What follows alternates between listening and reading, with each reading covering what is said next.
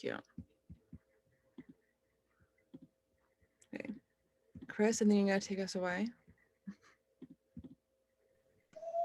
All right, everyone. Thank you for coming today to our presentation about diversifying the curriculum. Today, I'll be joining you with my other co-facilitators for the ideas programs here. We're pleased to have everyone here. And then I'll be passing this off to Emily, who will be covering our agenda.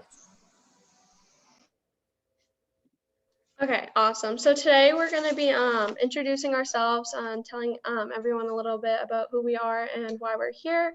And then we're going to talk about how Stonehill emphasizes the importance of diversity in their curriculum. And then we'll examine our own individual subject areas and how those are impacted by diversity and what diversity could bring to us as students if we fully emphasize it through curriculum. And then lastly, we're going to wrap up by talking about the importance of diversity in general education and why it's so important.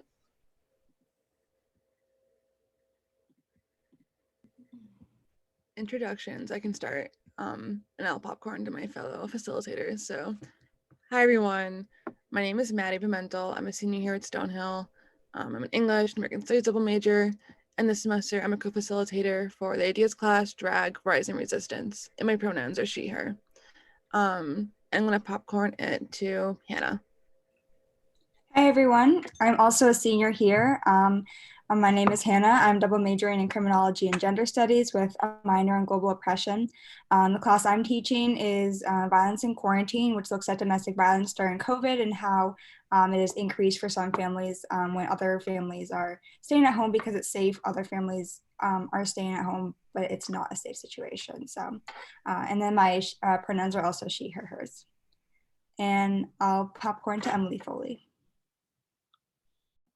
Awesome. So I'm Emily. My pronouns are she, her, her. I'm an accounting major and a healthcare administration minor, and I'm co-facilitating a course called Women at Work with my twin sister about gender leadership in the workplace and the inequalities we face as women while trying to move up into leadership positions. And then I'll popcorn to Alex. Hi, I'm Alex. I'm a senior here. My major is arts administration with a concentration in dance progression. I'm teaching an ideas course by myself called Dance and Social Media, which is talking a lot about dance and how it's been affected through the COVID-19 pandemic and how media and mostly social media has helped with still being able to dance throughout this past year. And my pronouns are she, her, hers. I will popcorn to Emily Hartford. Hi everyone, my name is Emily Hartford. My pronouns are she, her, and hers. I am a current sophomore here at Stonehill College with a major in neuroscience and a double minor in healthcare administration and speech language pathology. The ideas course I am currently facilitating is called Rethinking Mental Health, in which the class looks at different ways mental health is affected, whether through school, through financial barriers, or other social pressures. And I will popcorn to. My name is Chris McEwen. I'm a senior accounting major with a minor in management information systems. This semester, I'm co-facilitating Exploring Money and Power with Mary Petruzzello and JC Daisavi. And our course covers the basics of financial literacy, then transitioning into investments, and then finally finishing off with cryptocurrencies. So I'll pass it off to Mary Petruzzello. Hi, I'm Mary Petruzzello. I'm a senior accounting major, economics minor, and I'm also teaching or co-facilitating Exploring Money and Power with Chris and JC. And we're focusing primarily on financial literacy, which is like investments, loans, and preparing students for the future of financial technology, dealing with like cryptocurrencies.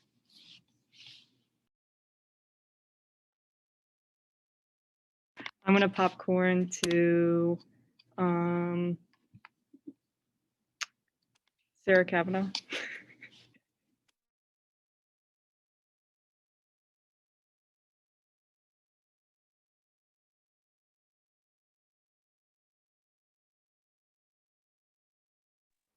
Sorry, it took me a minute to unmute. I'm Sarah Kavanaugh, she, her, hers. Last year, I co-facilitated a class called Exploring Empathy.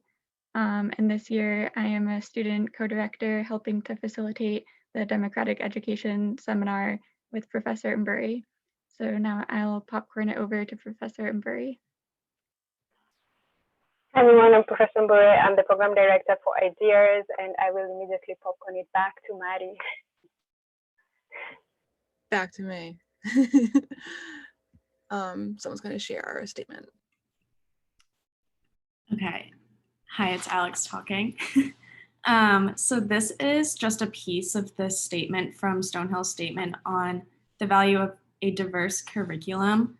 It's just a short paragraph from the rest of it on Stonehill's website, but it says, thus the outcomes of the academic program include enhanced content, knowledge in core disciplines, demonstrated competency and skills crucial to success in all major programs, the ability to integrate knowledge across disciplines, dexterity in teamwork and collaboration, the ability to reason well and to apply reasoning skills to ethical questions, and appreciate for diversity of persons and culture, and expertise in at least one academic discipline. This program will serve graduates well in any career or post-bachelor study they pursue. We kind of just wanted to put this little statement in here because we think it is a good statement that Stonehill has right on their website that anyone interested in Stonehill or is going here already or professing here, working here, can go on and read. And we think it's great that they really just state that we have an appreciation for diversity of persons and culture, and that they are working on or already have integrated classes and like all majors that touch upon this. But throughout this presentation, we'll kind of explain also like why we think we could further this and further it into more disciplines, more majors, just having like more classes maybe that can talk about more cultures. And lastly, just kind of maybe the option of having it as a requirement for a Cornerstone program. Yeah, I'll popcorn back to Maddie. So here are some of the guiding questions we're going to ask and tackle and kind of like why we're presenting on this topic. So first we want to ask, does the current curriculum reflect Stonehill's statement on the value of diverse education? So really asking, we're going to look at our own independent subject areas in gen ed, like Alex said, and see if the curriculum actually reflects that statement of value on diversity. We also want to think back to Stonehill's overall mission statement, which is to think, act, lead, to creation of a better and more just and compassionate world.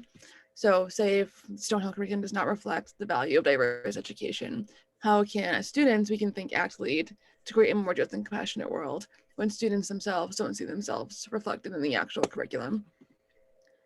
And then we're going to ask, but why is this important to even have conversations right now? What are we aiming to gain by speaking up on this topic? Yeah, so we plan on touching upon all of these throughout the presentation. So get cozy, be comfortable. There's also a question and ideas box. So if you have any ideas about the presentation, we're gonna be monitoring this Q&A form. You can scan it right now and just submit questions, and we'll also have it again at the end. So if you want to scan it now, I'll give you a moment if you have any questions to keep it up, and then you can kind of just jot them down real quick. As we're doing that, actually, Caitlin, since you came in, do you want to introduce yourself? Because you didn't get the chance to. Yes. Hello, my name is Caitlin.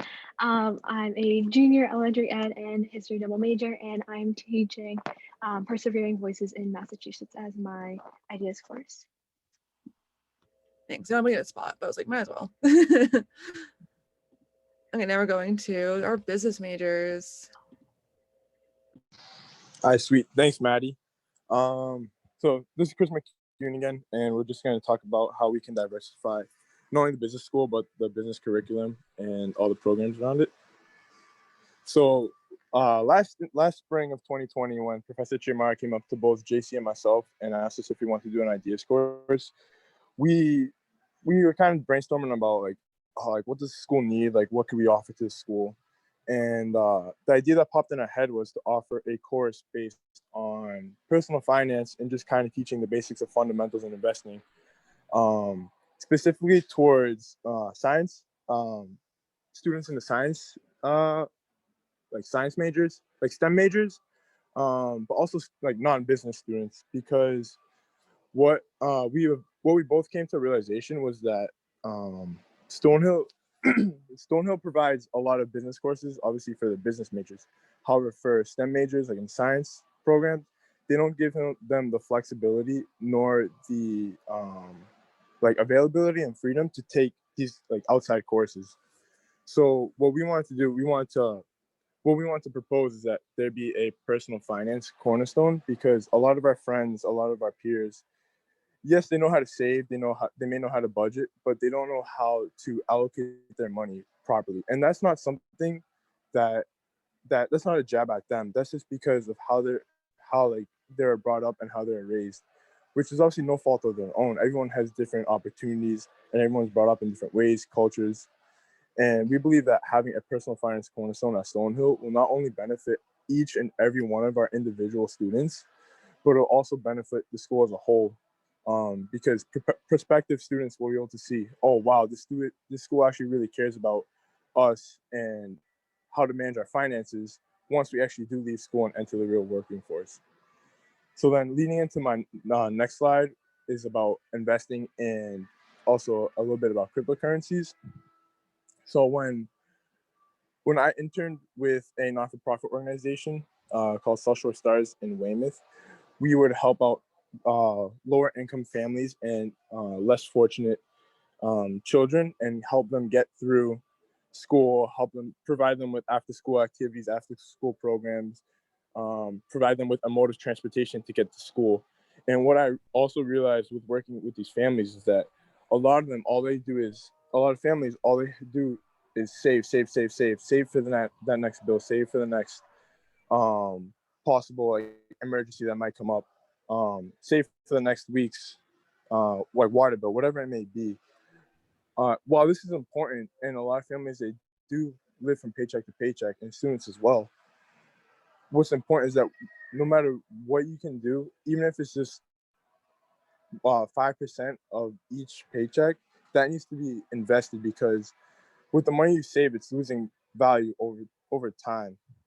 And with investing your money properly, that's what will allow you to grow your wealth and have some method of passive income. So what with partnering up with Mary is where JC and I we bring in like our personal finance stuff, and then Mary brings in the cryptocurrency aspect, which a lot of students also don't know about because it's just so new. And yeah, it's so new, but however, the people who are taking advantage of it are those who are privileged enough to have known about it and privileged enough to have the resources and background um, to take advantage of it and like capitalize on what they do know and their resources, like I said. So I'm gonna pass it off to Mary, who's gonna talk a little bit more about cryptocurrencies and how it's helping people escape poverty in other countries. Basically, like Chris was saying, we're trying to like break the barrier basically the finance world by teaching students about investing, but we really do want to focus also too on cryptocurrencies and kind of make it to the students that it's not so scary and kind of break that barrier where everyone can also be involved in it. So in the next slide, we kind of want to put more of like a positive standpoint to cryptocurrencies into the business curriculum. And with this, we also want to emphasize within the curriculum the inequality within the traditional financial system.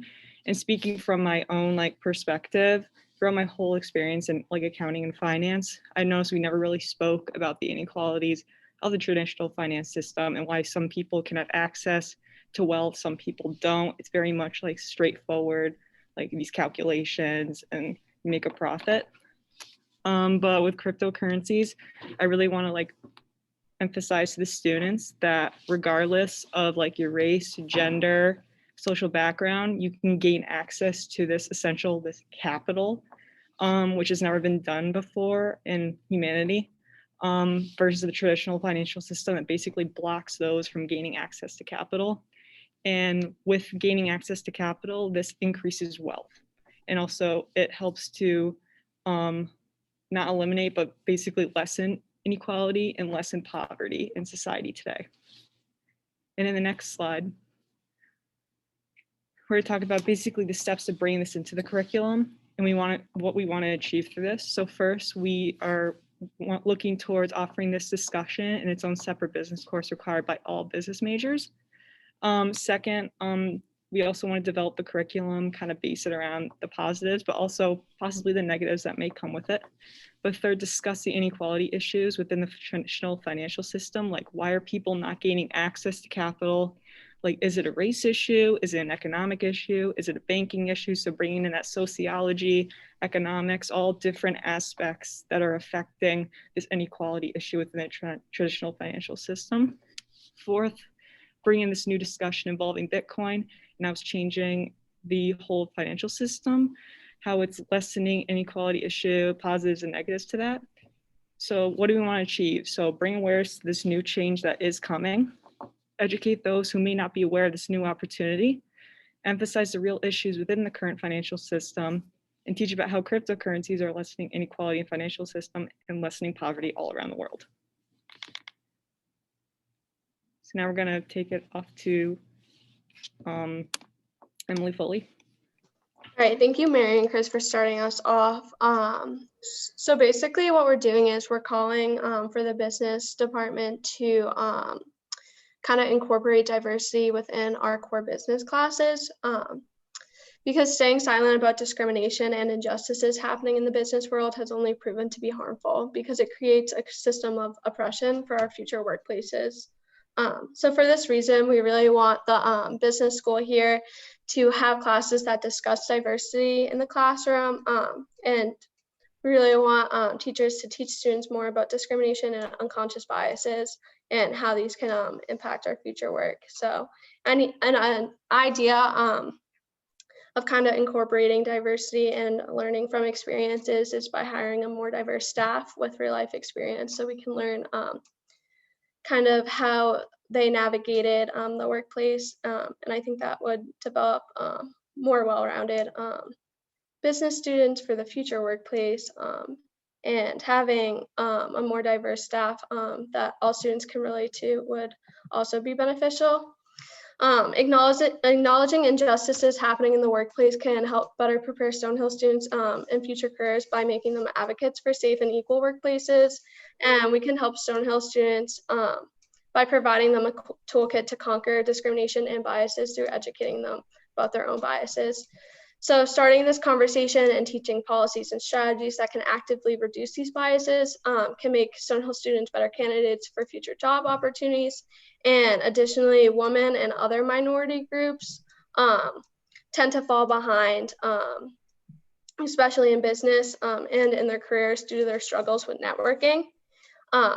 So we feel that it would be very important for the business school to incorporate proper network training so that all groups can really be involved in networking to become leaders in all different career fields. And then also just adding these conversations and topics to classes such as Business 101 and organizational behavior would only better Stonehill, because students would leave Stonehill knowing how to be better allies, and it would also help these minority groups and these groups that already are struggling to get opportunities to better succeed in their careers as well.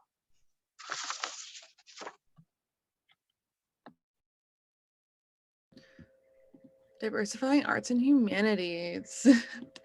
I think Alex is gonna take it off with humanities and art overall. Yeah.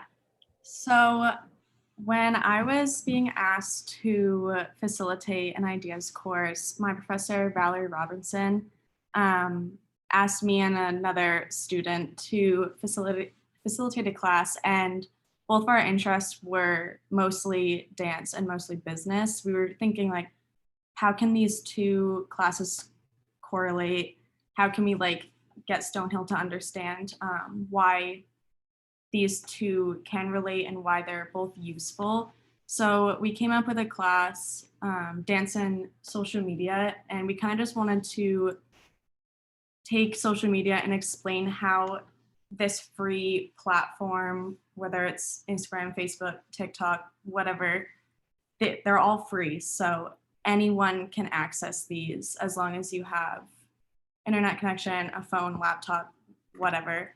So anyone can access this and they can use it to spread awareness on themselves. So like in class, we talk a lot about how you are presenting yourself on social media and you can just kind of brand yourself for free on the platforms, and you can start to gain access to the dance world specifically.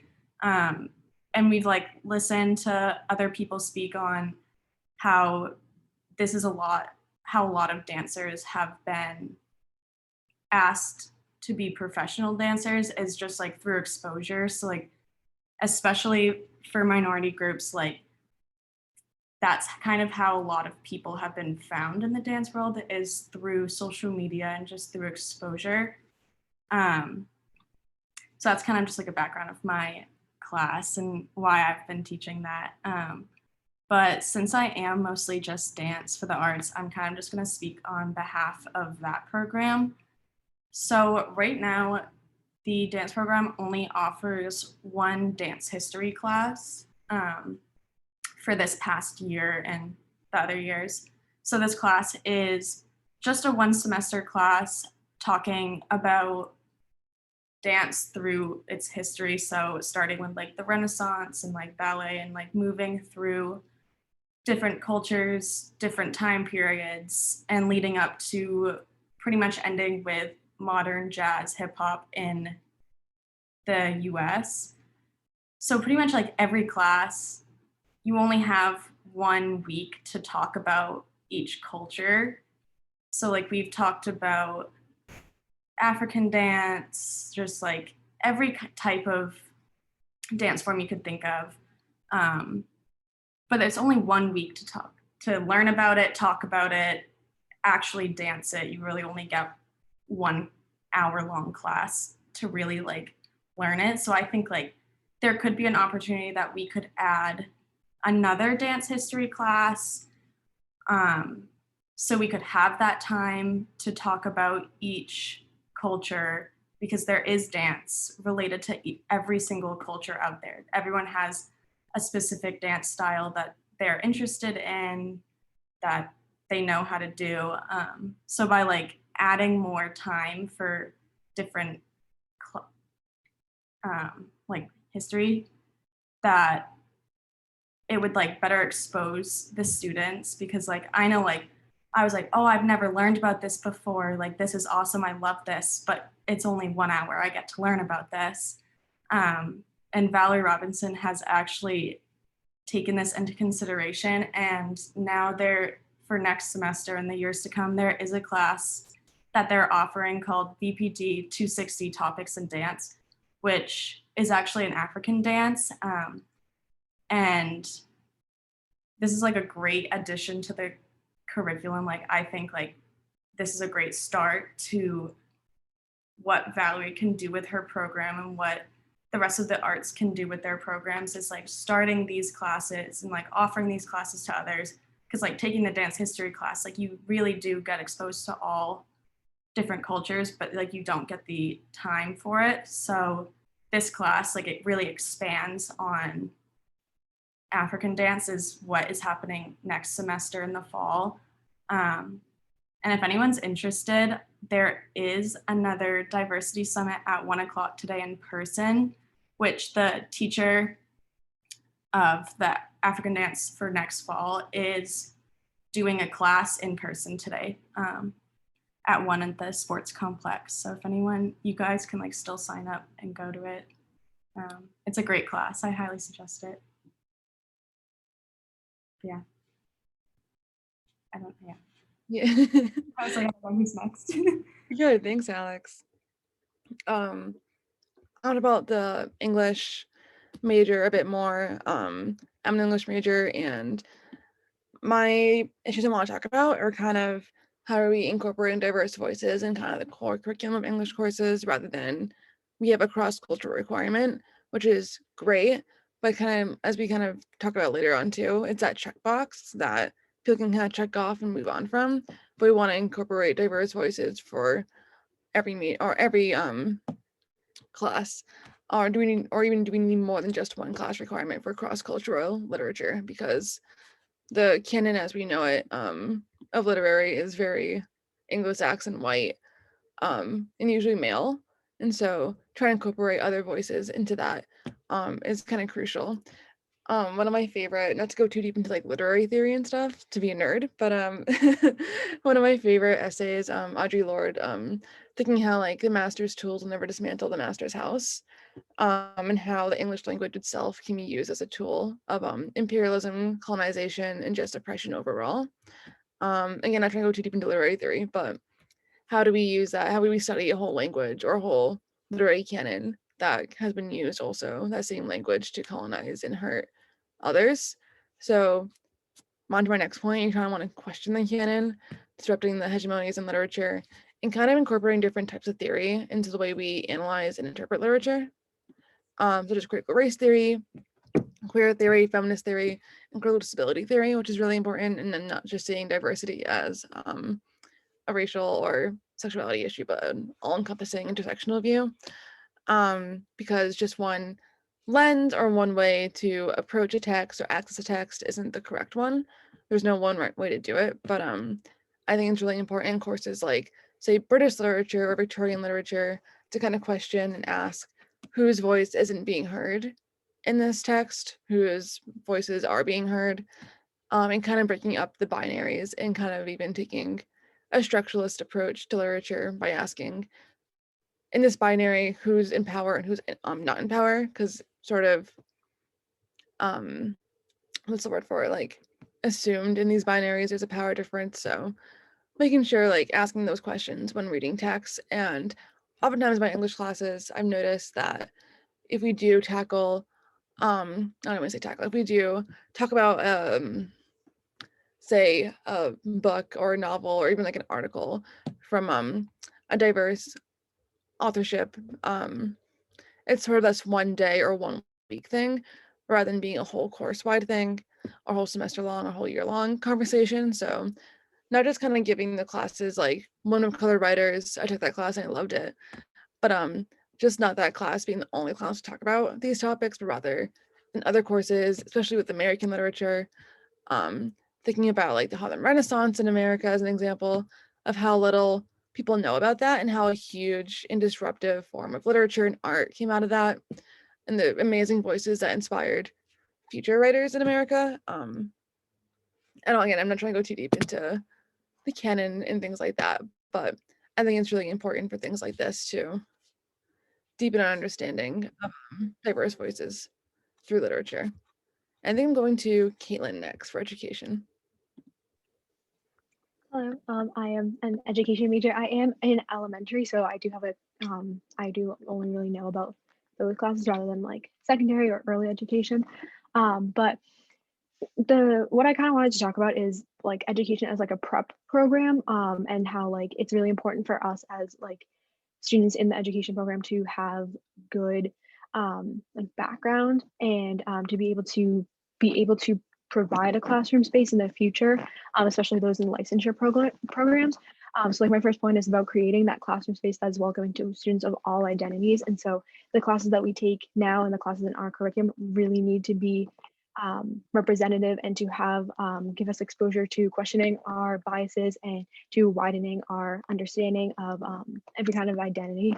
And so it's really important for students in our future classrooms to see themselves in the curriculum. And right now that's like a huge problem in education as a whole, which is kind of why we're having this conversation in the first place. But it's really important that students see themselves in the curriculum. And so if we are able to have background in our Stonehill education of different identities and to be exposed to different educators of different ethnicities, sexual orientations, religions, then we're better able to share that knowledge and represent more fully our future students. And so right now I do want to like acknowledge that there are a couple of classes that do address this. There is for elementary education, like I said, that's my area, it's EDU 209 and it's inclusive learning environment. And so there's actually like a pre-practicum in place where we go out into a classroom that has kids that are on IEPs or on 504s, and that's elementary education language, but it's just like students who might have disabilities or need accommodations. And so you talk about a lot of different disabilities and learning disabilities and how to work with students. So I think that's a really important class, but I think those practices could be expanded into other classes. And then the other one I want to acknowledge is, again, for elementary, it's EDU 207, it's English language learners in the classroom. And so you get to talk about students that English isn't their first language, and so how to better work with those students. And I think those are two really important populations, but there's always room for improvement. And so going back to like my second or third point, there's going to be students that have trauma, different abilities, different languages, and it's important that we're able to give the best experience in education to all of our students. And so I know like there are some crim classes that talk about like ACEs, which are adverse childhood experiences, and I think like that kind of material would be really important to incorporate into the education program, as well as like an ASL class, so we could reach as many populations as we can as teachers and make our classrooms as accessible to all students as possible. So I talk kind of fast, but that's kind of what I had to say. It's just kind of making the education program at Stonehill stronger and more well-rounded, so that we as future educators can go and create a amazing education experience for all of our students, no matter how they identify. So yeah.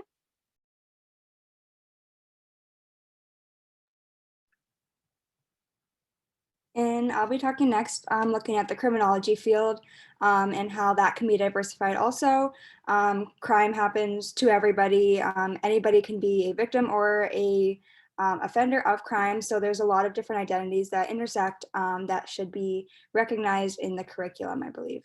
So a little bit about what we have right now. We do have some classes that do sort of start to recognize diversity in criminology. We have ethics, or values and diversity, and then race, class, and gender in crime. I've taken the second one, and it was really interesting, but we covered a lot, and it's sort of like Alex was saying also with her art histories, how it's a very broad subject that tries to cram a lot of different identities, different cultures into one semester, when each of those identities can really have its own semester, because there's really just so much that could be covered there. For example, like a class could be like women of color in criminology, and looking at that identity and how they can be affected. Another one could be like victimology of refugees and immigrants, or violence against women in world cultures. Like there's really so much that can be addressed in the curriculum in criminology, and that should be addressed. And I think it'd be really interesting to have a lot of these classes. I personally, when I've taken some of these classes, I've tried to sort of look at different identities when I like write a paper and I get to choose my topic or something. But I think it's something that everybody should have the opportunity to be exposed to, and not have to go out of their way to sort of learn about different kinds of people and how crime affects them. Another one is feminist criminology. So we do have a requirement for criminological theories, and criminological theories, they start from like the 1800s and they go all the way through to current day. But feminist criminology and feminist theories are not focused on as much, and I think they are really important. And even in the real world, they didn't really start looking at feminist criminology and feminist theories until like the 1960s and 1970s. So it is still like relatively new sort of, but I think it could be an amazing class also that a lot of students would take, and it would be, I think, really helpful in sort of implementing different policy implications to the world of criminology. And I think it could be a huge difference for the students and the curriculum in their future after graduate school as well, or after graduating. So now I'm going to pass it off to Emily, who's going to look at diversifying STEM fields. Thank you so much, Hannah. So like Hannah said, I'm going to talk a little bit about ways that we can diversify STEM fields. I do want to say STEM is such a huge, broad conversation, and it can't really be covered by my small view as a neuroscience major. I don't know all the math parts of everything. So it's just going to be kind of a microscopic view of what STEM is. So if you don't know, STEM is science, technology, engineering, and math. And a lot of people will say, well, it's just math and science. How can it really be not diversified? And why would we need these conversations? Everything that you talk about in any science class stems from someone's discovery of it. And when we don't credit the right people for those discoveries or give individuals the right opportunities to have their own discoveries, it creates this unfair advantage for certain individuals, and typically those individuals are white men. So if we go ahead and head to our next slide. There are many different topics such as racism in STEM, and one of the examples I'll talk about is a media portrayal of how this affects women. And also will work for sexism in STEM and some of the financial barriers such as funding. Your name on your resume, or a name on the resume, can honestly impact, which it shouldn't, but it does, if you're granted a scholarship or if you're granted funding for your research. And then also student evaluation barriers such as learning differences in the way that we're evaluated as students, which can apply to any major or area of study as well.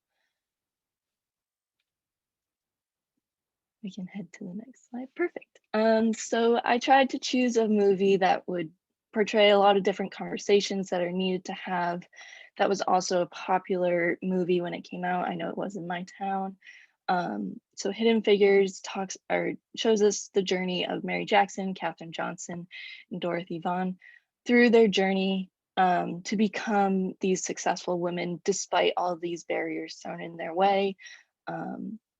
We see how education is a barrier because she is a woman of color. We also see how in the workplace, her color caused her emotional distress because of the treatment her colleagues were giving her. And having discussions about how these are real life stories is so incredibly important because it's still happening today, even though it's in different forms and it's not so obvious, but it's in different, more severe ways, such as your funding, your job opportunities, your networking opportunities, which was talked about in the business section as well. So we can go ahead and move on to our next slide.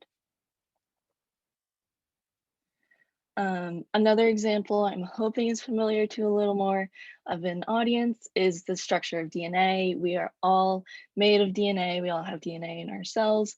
And if you took biology in high school, you probably talked about Jim Watson and Francis Crick, who are credited for the discovery of the structure of DNA, but in reality, it was actually discovered by Rosalind Franklin. But Watson and Crick are credited in our textbooks, and they're who we learn about when we discuss DNA, and we don't recognize the work Franklin did to move STEM forward. So we just kind of want to make sure that when we do give people credit, we are crediting the right people, and we are recognizing our implicit biases when we talk about these things and not giving extra credit to people who don't deserve that credit. So we can move on to our next slide. So in different courses, you'll talk about different things. I know in my courses, I talk more about brain discoveries and how our brain works, but there are also more common topics, such as living in a COVID-19 era where we are dealing with the vaccine, and how different historical practices against minoritized groups has caused such a mistrust of the STEM fields. One example that I'll bring in is the Tuskegee experiment. So just a little background. The syphilis virus was basically they let men of color die by syphilis when they had the treatment for it, but they wanted to study what syphilis does to the body. And they saw bodies of color as inferior and a way to learn about these issues without having any treatment at all. So we really want to build a space in the curriculum to have these important conversations so that these problems don't continue into our future STEM discoveries. We can head to our next slide. So I did want to bring in some things that you can do tomorrow to start making these changes. If you haven't seen the movie Hidden Figures, I truly, truly, truly recommend it. It should be still available on Swank through the school. And then talk with your friends about what you saw in that movie. What were people doing? Were they implicit biases? Were they racism built into the system? Was it something still present today in our workplace, in our school system? All of these different questions that you can ask yourself and your friends. The next thing is to talk to your professors about the issues they've faced. Do you have anyone you can talk to about how can we address this issue within our system and how can we take those steps forward? And then also to recognize your own implicit biases, because we do have them. We got them through our education, we got them through how we live, how we work. So really work to recognize our biases and try to dismantle them each and every day. And we can head to the next slide. And I will pass it on to, I don't remember who is doing this slide, sorry. I'll take over. So this is kind of just talking about diversifying after all of our little lenses, kind of just general education as a whole.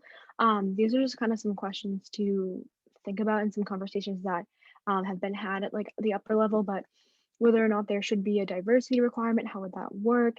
Kind of like the question of, does this just serve as a checkbox or does it make it more meaningful? And then if not a diversity requirement, how would we incorporate diversity in the gen ed program already, which is kind of what we were trying to propose through all of our little major lenses. What voices are not being heard in the conversation, and what can we do about that? Again, something we all kind of tried to touch on a little bit. And something else that we wanted to address is some of the programs that were at risk last summer that do try to include and to diversify the general education, which were American Studies, Gender Studies, Ethnic Studies, Creative Writing. All of these majors were at risk of not existing. And so like when we have these majors, we have to make sure that we're keeping them and that they're doing the job they should be at. And then just kind of like a highlight is English 100. Professor Duncan's class is a amazing example of how to implement this in the Cornerstone program. And another proposed question to kind of think on and reflect about is, should we include this requirement within the FYE requirement that all freshmen have to go through? So again, these are just kind of like questions that we attempted to touch on a little bit and also to try and get everyone to keep thinking about as you continue this conversation and leave this session. If you go to the next slide, we have the QR code again. If you didn't get it the first time, or if you lost it, or if you want to add any more questions that you came up with, they're the presentation. But I think now we're going to open it to kind of questions, discussions, any reflections or thoughts that anyone had. Yeah, questions can also be organic too, if you want, since we have a small group. So if anyone has any things they want to say, go ahead.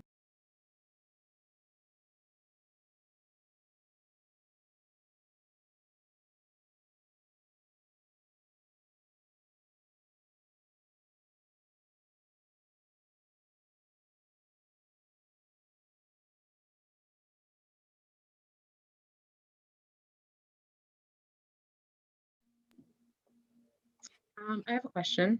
It's For those of you who will be returning next year, are you anticipating or hoping to teach a course again in the future? And if so, like, would you do something similar or different?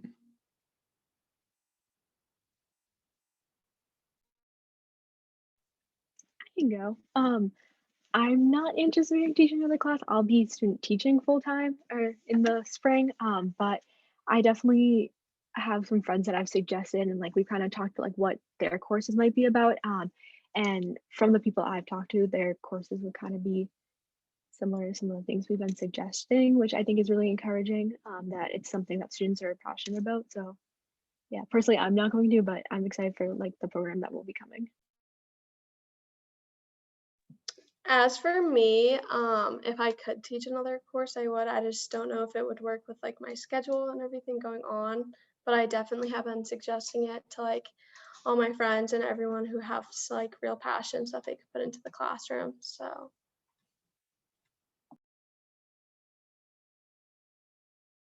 Yeah, if anyone knows anyone interested in teaching ideas course, you can send over their name to one of us or even Professor Mbure or Sarah Kavanaugh, the directors. I guess maybe a brainstorming question. What class would everyone teach if they could? Even if the seniors who are in participating, you know.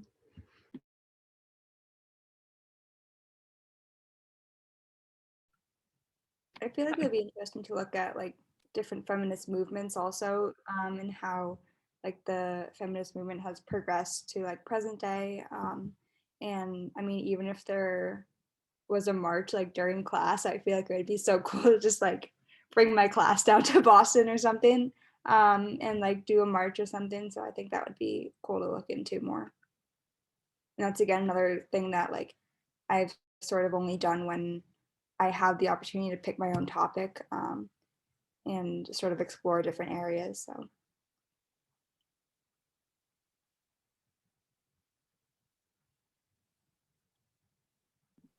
I feel like, sorry, go on. That was it. Oh, I was going to say, as we think of, folks who are not in the room or folks who might be interested in teaching a class, like what advice would you give to someone who's thinking about contemplating about like the whole process and how it is to be in a class and manage and teach and potentially grade all of those components? Like what advice would you give to other students who are thinking about it? I think like when people think about ideas and like hearing of other people say like, oh, I'm teaching ideas course, they're like, oh, I could never do that. I could never stand up in front of a class all semester long and talk to them. And I think just like giving the advice of like, it's really like not that scary. Like you're talking about something you're passionate about, or at least you should be, like something that you're knowledgeable in, that you really want like to have other people be passionate about. So like if you are passionate about it, it shouldn't be scary because like it should just be something that like you always want to talk about, you always want to teach about. Like it should be something that you might be going into the workforce doing as a career. So like if you focus it on kind of like a stepping stone for your career, it would be like a great opportunity for you to like learn about it, and like it could like turn you away even, be like, oh, like maybe this isn't for me, teaching. So I think just like the fear factor of even just like signing up, like it's really not that bad.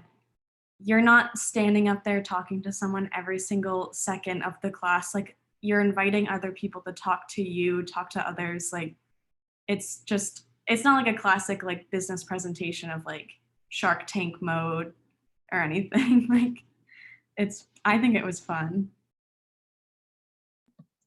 my advice would be like you don't have to be an expert in like whatever you're going to like teach about, because what I was so nervous about was just like not knowing every single gender difference and like not knowing if I like misspeak how to recover from that.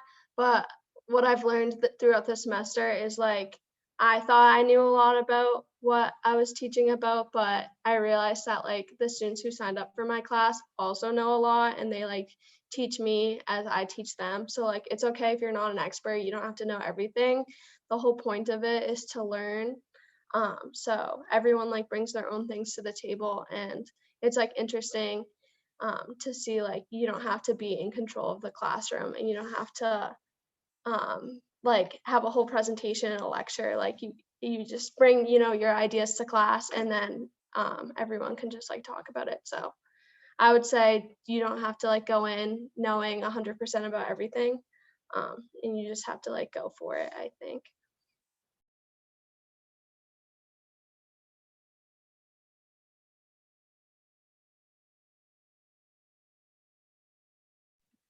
I also would add, like, anyone that's like even remotely interested, I would like very much encourage, because like these are student voices and things that students are passionate about, and if they're not being reflected in the current curriculum, then it's important to show that this is something that students care about and students are signing up for these courses, so it's something that multiple students care about. And so I think, especially as we're having this conversation about diversifying the curriculum, I think you know, it shows the faculty and the administration that like these are things that we're passionate about, and like maybe this could be like having these ideas courses could be the first step in continuing this conversation about more classes. So that's my 2 cents.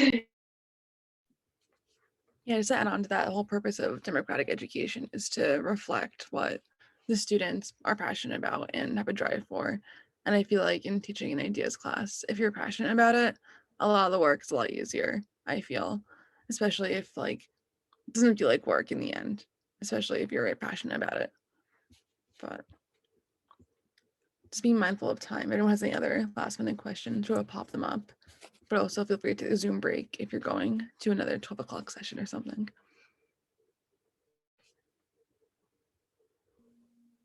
I just want to thank all of you on behalf of Office of Intercultural Affairs and SGA Diversity Committee and everyone involved with this program for presenting today. You all did a great job, and it sounds like your classes are all really cool. And too bad staff can't, I don't think, sign up for any of these, because some of them certainly do sound really interesting. But thank you for the work you're doing. Thank you for participating today, and we hope you all have a wonderful weekend. Thank you all. Thank you so much. Thank you. Thank you for all your work you put into this too. We appreciate it. Oh, this was all Jemima and Teddy and the other students. I can't take any credit for it. Well, hope everyone has a good weekend. Hi everyone. I'm gonna end it awkwardly.